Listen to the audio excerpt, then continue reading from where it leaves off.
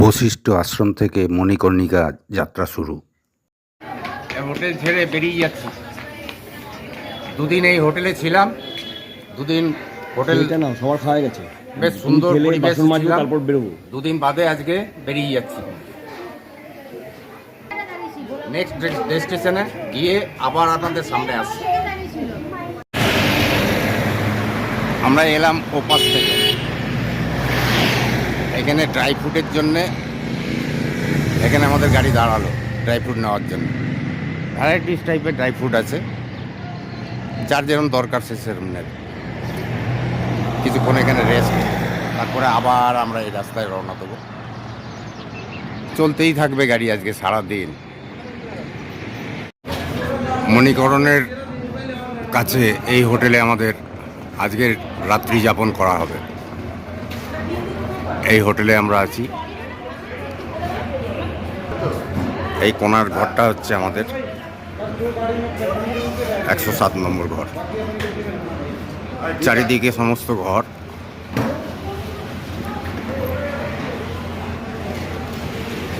আর নিচে দোকানপাট, নিচে সমস্ত দোকানপাট, পার্কিং।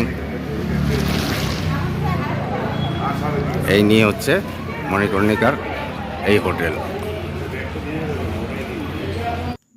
মণিকর্ণিকার উদ্দেশ্যে আমরা রওনা দিলাম। বরফ চারিদিকে, বরফের স্তূপ চারিদিকে ভেদ করে আমাদের গাড়ি এগিয়ে চলেছে। কি অপরূপ দৃশ্য! সাদা বরফে ঢাকা চারিদিক, কি মনোরম পরিবেশ!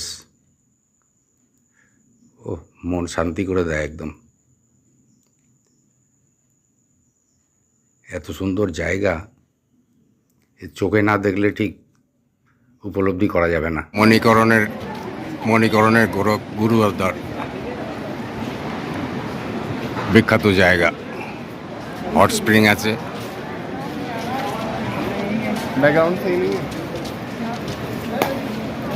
মানে অনুষ্ঠান গেছে কিছু একটা, সব সাজানো রয়েছে চারিদিকে। পাহাড়ের কোলে এটা অবস্থিত। এই হচ্ছে হট স্প্রিং, অনবরত গরম জল বেরোচ্ছে। এই গরম জল এই গুরুদ্বারের সমস্ত রান্নাবান্না করা হয়।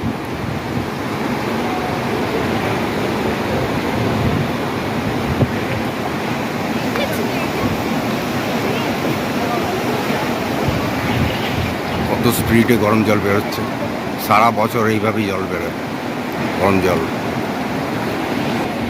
প্রচুর লোকের সমাগম।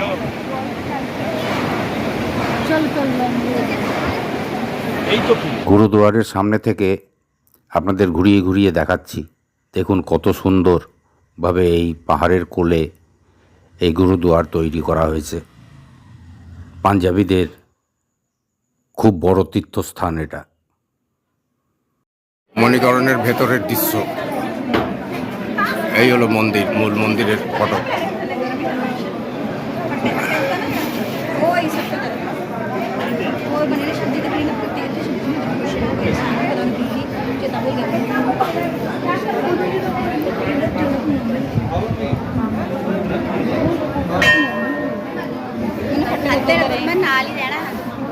ভীষণ ভিড়,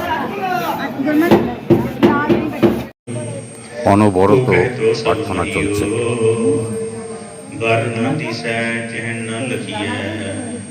सुहागन साधु जियो सर्वनवासी घट घट बासी लेप नहीं अनपइयो नानक कहत समूरे लोगा।